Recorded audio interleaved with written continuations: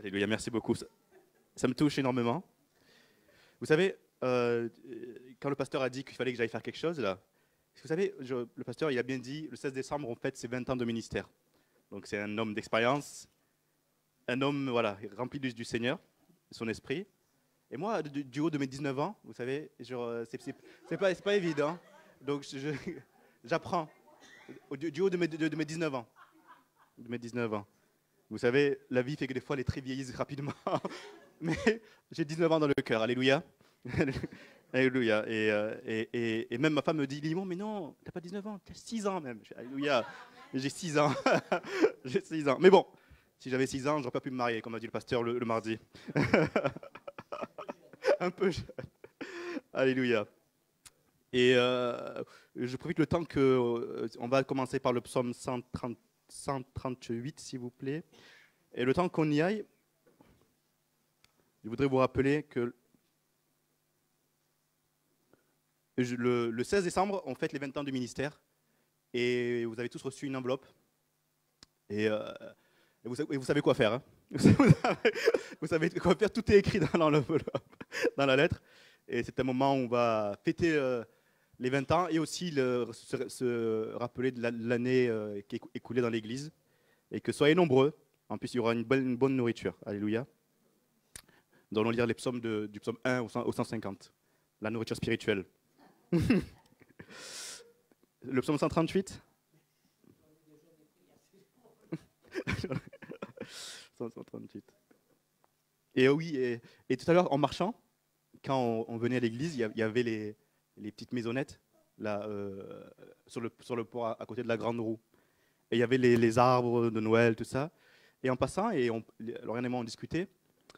Et quand on parlait du fait que j'ai eu mes 19 ans aujourd'hui, et j'ai dit, tu vois, quand on pense à ça, et quand je pense à ça, je me remémore tout ce que Dieu a fait pour moi dans ma vie.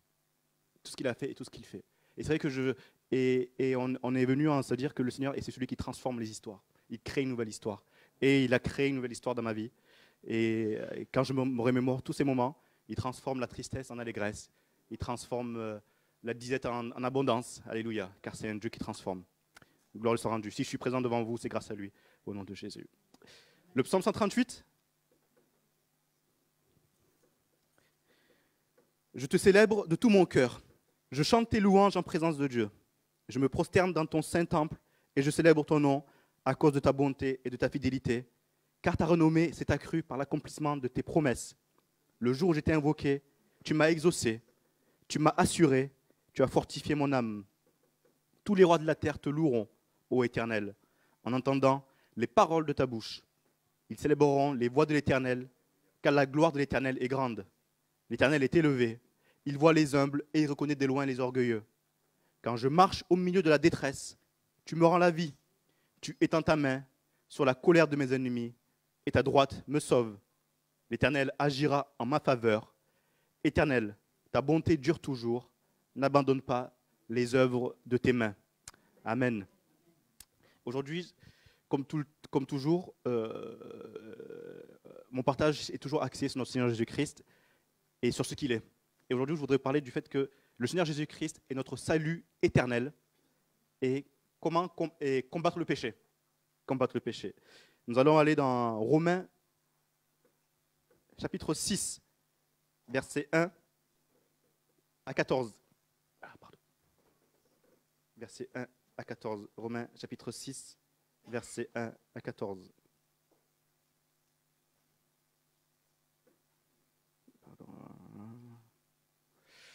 Voilà, chapitre 6, versets 1 à 14. Que dirons-nous donc? Demeurions-nous dans le péché afin que la grâce abonde? Loin de là. Nous qui sommes morts au péché, comment vivrions-nous encore dans le péché? Ignorez-vous que nous tous, qui avons été baptisés en Jésus-Christ, c'est en sa mort que nous avons été baptisés?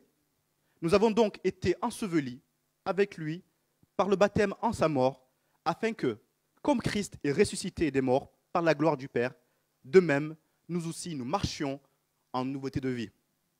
En effet, Si nous sommes devenus une même plante avec lui par la conformité à sa mort, nous le serons aussi par la conformité à sa résurrection, sachant que notre vieil homme a été crucifié avec lui afin que le corps du péché soit réduit à l'impuissance pour que nous ne soyons plus esclaves du péché, car celui qui est mort est libre du péché. Or, si nous sommes morts avec Christ, nous croyons que nous vivrons aussi avec lui, sachant que Christ, ressuscité des morts, ne meurt plus. Car il est mort, et c'est pour le péché qu'il est mort une fois pour toutes. Il est revenu à la vie, et c'est pour Dieu qu'il vit. Ainsi vous-même, regardez-vous comme morts au péché et comme vivants pour Dieu en Jésus-Christ. Que le péché ne règne donc point dans votre corps mortel, et n'obéissez pas à ses convoitises. Ne livrez pas vos membres au péché comme des instruments d'iniquité, mais donnez-vous vous-même à Dieu comme étant vivants de mort que vous étiez, et offrez à Dieu vos membres comme des instruments de justice. Car le péché n'aura point de pouvoir sur vous, puisque vous êtes non sous la loi, mais sous la grâce. Amen. C'est un passage merveilleux. Et l'apôtre Paul, nous en voyons ici l'épître de Paul, l'apôtre Paul était très, très, très réaliste dans ce qu'il disait. Il savait que même si la conversion et la justification se faisaient en un instant, du moment qu'on accepte le Seigneur Jésus-Christ, la justification et la conversion se font en un instant, c'est-à-dire que qui dit justification dit que nous ne sommes plus condamnés. Donc en un instant, la condamnation s'efface. Il pouvait se produire un processus de sanctification qui est, c'est-à-dire devenir semblable de jour en jour à Jésus-Christ, mais qui est un processus qui est long, qui se fait tous les jours de notre vie. Donc nous sommes justifiés et sauvés en un instant, mais nous rentrons tout de suite dans un processus pour devenir semblables à Jésus-Christ. En fait, lorsque les croyants se rapprochent du Seigneur Jésus-Christ dans leur relation personnelle, plus on se rapproche de lui, et plus il expose à sa lumière les coins sombres de notre cœur. Et plus on se rapproche de lui, et plus nous avons de moins en moins confiance en notre propre sainteté, et nous avons plus confiance en sa sainteté. C'est-à-dire que plus nous nous rapprochons de lui, et plus nous voyons que nous sommes capables de rien, et que lui, il est capable de tout. Plus nous nous rapprochons de lui, nous voyons que lui, il est saint, et que c'est lui qui nous sanctifie. Donc nous ne pouvons rien par notre propre force, et lui-même, il expose notre propre faiblesse à la lumière de sa gloire. Et en se rapprochant de Christ, on découvre malgré tout que même si en un instant on nous sommes convertis, en un instant nous sommes sauvés, il reste toujours des coins d'ombre dans notre cœur. Pour le chrétien, alors combattre le péché fait partie de sa vie, de tous les jours. C'est une bataille dans laquelle il doit s'engager pleinement pour saisir et pour embrasser ce que Dieu a fait pour lui et ce que Dieu fera pour lui. C'est une position à avoir absolument. La différence essentielle, et nous sommes ici, tout à l'heure le pasteur l'a bien évoqué, il y a une très grosse différence avec le chrétien, c'est-à-dire avec l'enfant qui est en Jésus-Christ. C'est que cette bataille, pour le chrétien qui est en Christ, le chrétien ne se bat plus pour acquérir une victoire. Sa vie commence par une victoire. Notre vie commence par une victoire. Donc ne cherchez plus à dire, oui, moi, tu sais, je me bats parce que je veux gagner. Mais je dis, mais ce que tu dis, c'est faux. Tu as déjà gagné. Ta vie commence par une victoire. Ta conversion est une victoire. Ta justification est une victoire. Donc chacun de nous ici avons commencé notre nouvelle vie en Jésus-Christ par une victoire. Gloire à Dieu. Amen. Nous allons lire 1 Jean, chapitre 5, versets 4 à 5. Parce que tout ce qui est né de Dieu triomphe du monde. Et la victoire qui triomphe du monde, c'est notre foi. Qui est celui qui a triomphé du monde, sinon celui qui croit que Jésus-Christ est le Fils de Dieu? Amen. Et dans 1 Jean, le Seigneur nous montre que nous triomphons du monde du moment que nous croyons que Jésus-Christ est le Fils de Dieu. Zacharie, chapitre 9, verset 9. C'est vrai que je vous fais faire des bons en arrière. Zacharie, chapitre 9, verset 9. Voici, ton roi vient à toi. Il est juste et victorieux. Il est humble et monté sur un âne, le petit d'une ânesse. 1 Corinthiens 15, 57. mais grâce soit rendue à Dieu qui donne la victoire par notre Seigneur Jésus-Christ. Le Seigneur Jésus nous montre que nous commençons notre vie par une victoire. Et c'est une position à avoir. Et si vous venez, bien sûr, en même temps, je fais une petite parenthèse, parce que en semaine, le matin, nous avons des moments formidables. Parce qu'on parle, on s'édifie et on loue dans la parole de Dieu. Et c'est à partir de 10h, vous êtes les bienvenus. Et plus on est nombreux, et mieux c'est. Mieux c'est non. Non, mais non, ne venez pas finalement. Vous allez voir ce que vous manquez. Je ne vous dis pas, genre, tant pis pour vous. Hein, pas vrai, Lisette, Josette, Isabelle, Chantal, c'est merveilleux. Hein, on va garder ça pour nous. On va garder ça pour nous. Même si je dis que c'est à 10h, mais on garde ça pour nous. Et, de temps en temps, le pasteur, il intervient pour nous faire comprendre que nous vivons une réalité d'enfants de Dieu. Et c'est ce qu'il y a de plus important. Et Paul veut nous rappeler que nous vivons une réalité et que cette réalité doit être tous les jours. Parce que cette position vis-à-vis du salut a changé. Nous ne sommes plus en dehors du salut, nous sommes dans le salut, nous sommes sauvés. Donc nous avons changé de position de condamné à sauvé. Dieu alors a initié un changement irrévocable dans notre cœur. Donc nous ne sommes plus sous la domination du péché. Il faut que cette pensée soit ancrée en nous. Le péché n'a plus le contrôle sur notre vie. Le péché n'a plus le contrôle sur votre vie puisque vous avez commencé votre nouveauté de vie par une victoire. Romains 6, 14. Car le péché n'aura point de pouvoir sur vous puisque vous êtes non sous la loi, mais sous la grâce. Amen. Maintenant, par le Saint-Esprit, nous avons accès de manière continuelle, tous les jours de notre vie, à cette grâce. Tous les jours, le Saint-Esprit agit pour qu'il nous rappelle que nous sommes sous la grâce de l'Éternel et que la victoire a été acquise. Même quand tu es dans ton travail, que tu te dis que ta pensée te fait croire. Et dans le psaume 3, il est dit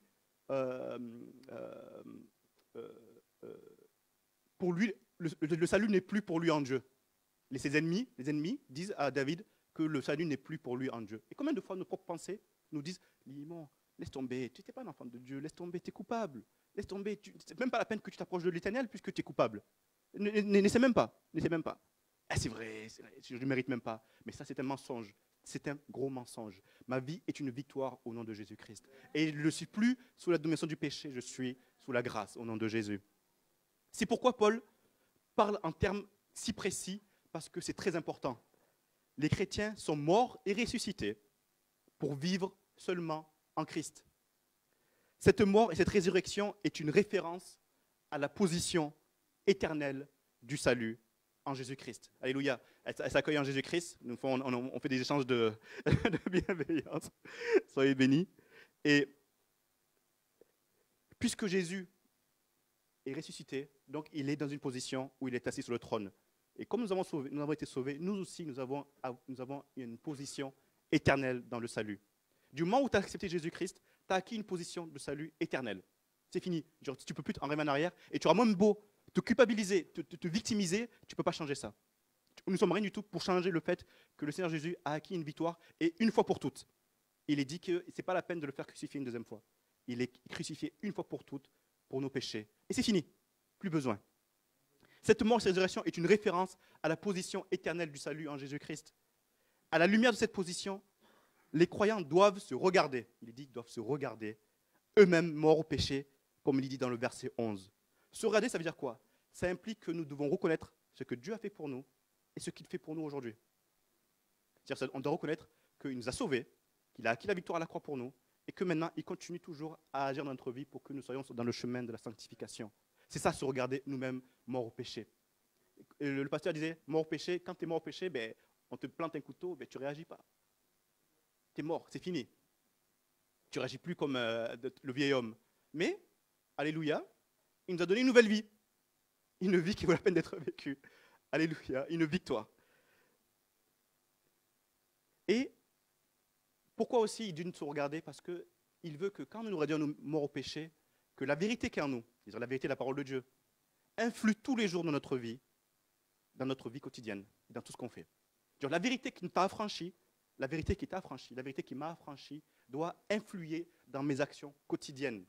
C'est-à-dire que la position que j'ai éternelle, la position du salut éternel que j'ai, doit influer ma vie de tous les jours. Doit me dire, ah, j'ai acquis la victoire. Je ne suis plus sous la domination du péché. Donc, je peux dire non au péché. Puisque je ne suis plus esclave du péché. Le péché n'a plus le contrôle sur moi. C'est le Seigneur Jésus-Christ qui m'a enlevé du péché. Donc maintenant, tous les jours de ma vie, à partir de maintenant, je peux dire non au péché, puisque le Saint-Esprit vit en moi. Alléluia.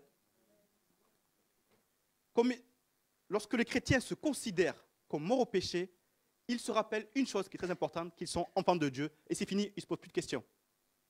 Une fois, je suis allé voir le pasteur, je fais, pasteur, j'en ai marre, comment je fais? Il dit, mais Limon, c'est quoi cette attitude? Moi, je suis bien, puisque je sais qui je suis. Puisque je sais que je suis un enfant de Dieu, pourquoi je vais me poser des questions? Pourquoi je vais me poser des questions? C'est faire mentir la parole de Dieu. Pourquoi je vais me poser des questions sur le fait de savoir qui je suis? Je suis enfant de Dieu et je vis ma vie tous les jours comme ça. Un jour, un frère me dit, Limon, moi, je suis heureux n'importe où. Je suis heureux dans n'importe quelle église, je suis heureux n'importe où, je suis heureux. Je dis, mais pourquoi? Il dit, parce que je suis juste un enfant de Dieu.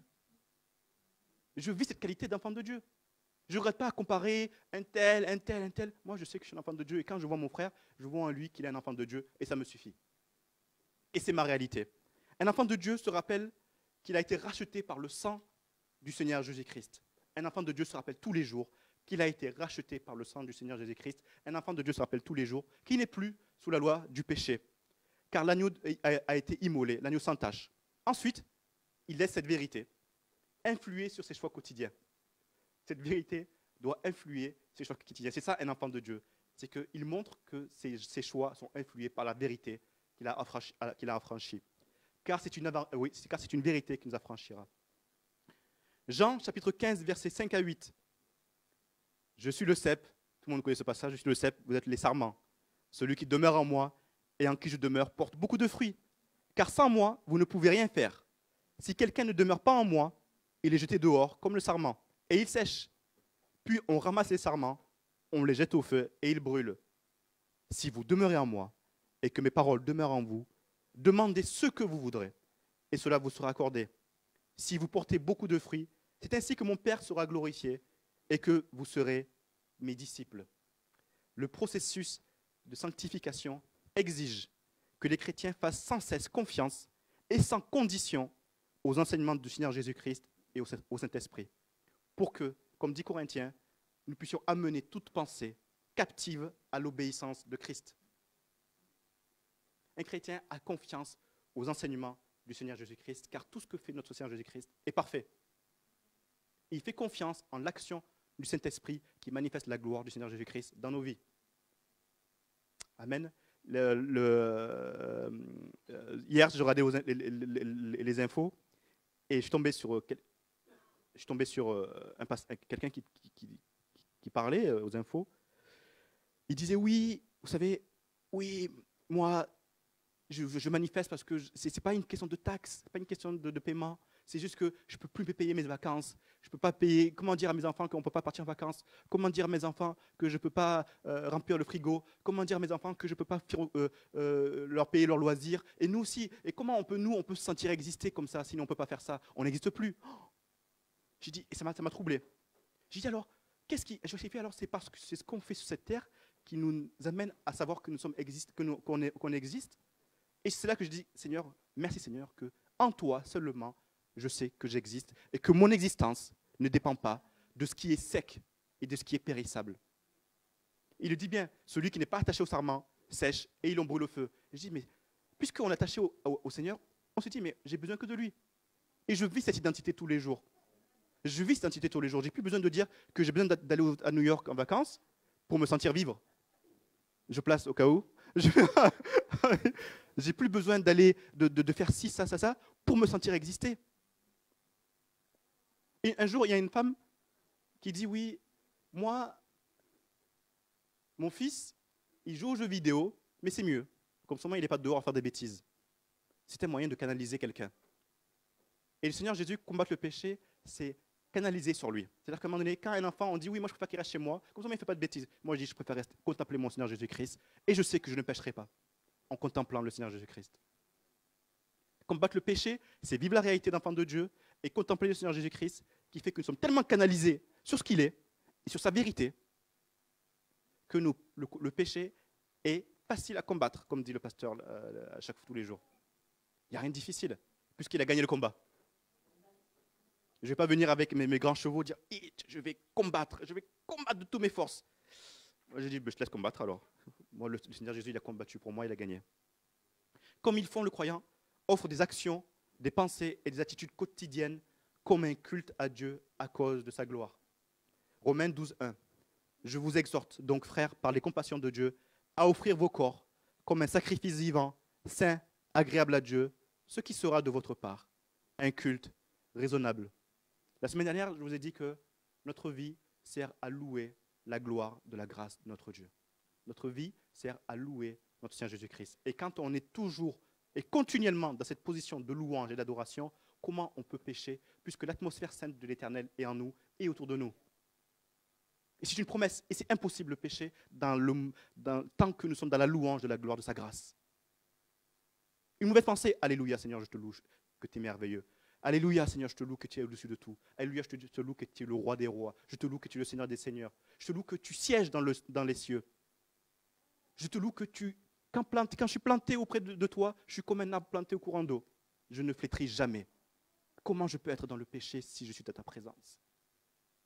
Seigneur, c'est toi qui fais taire mes ennemis. C'est toi qui es mon salut. Alors, comment il est possible d'être dans le péché quand on est dans la louange de notre Dieu et qu'il amène son atmosphère autour de nous et en nous? Combattre le péché, c'est louer la gloire de sa grâce. Les chrétiens ne se livrent plus aux vieux désirs qu'ils avaient avant leur nouvelle vie en Christ, mais s'alignent de plus en plus sur l'œuvre du Saint-Esprit pour devenir davantage comme Jésus-Christ. Ma quête, mon envie, mon désir, c'est d'être tous les jours de plus en plus comme mon Seigneur Jésus-Christ. Mon Seigneur Jésus-Christ a été fidèle et fidèle. Je veux être fidèle. Mon Seigneur Jésus-Christ est rempli d'amour. Il est amour. Je veux être rempli d'amour et répandre l'amour. Mon Seigneur Jésus est obéissant. Mais je veux être obéissant. Puisque sa loi est merveilleuse. La parole dit que sa loi est merveilleuse. Pourquoi alors je vais m'inquiéter du fait que sa loi est compliquée? Puisqu'il a tout fait. Je ne m'inquiète de rien. Je suis dans une position où je vis la réalité d'un enfant de Dieu. Je marche dans la rue, je suis un enfant de Dieu. Je me couche, je suis un enfant de Dieu. Je me réveille, je suis un enfant de Dieu. Je mange, je suis un enfant de Dieu. Je rigole, je blague, je suis un enfant de Dieu. Je chante, je suis un enfant de Dieu. Aucune administration, aucune institution ne peut m'enlever cette identité. À part 6 mois, je laisse mes pensées prendre le pas sur ça. Mais Seigneur Jésus te dit, Limon, tu es mon enfant, mais à toi de le saisir tous les jours de ta vie. Je t'ai tout donné. Et on aime à dire que la vérité nous affranchira, mais la vérité vraiment nous affranchit. Être esclave de la justice, il est dit que nous soyons esclaves du royaume de justice. Un esclave du royaume de la justice ne pêche pas. Un esclave du royaume de la justice est un enfant merveilleux. Un enfant esclave de la justice est un enfant glorieux. Un enfant esclave de la justice est un enfant victorieux. Au nom de Jésus. Que le Seigneur vous bénisse. Amen.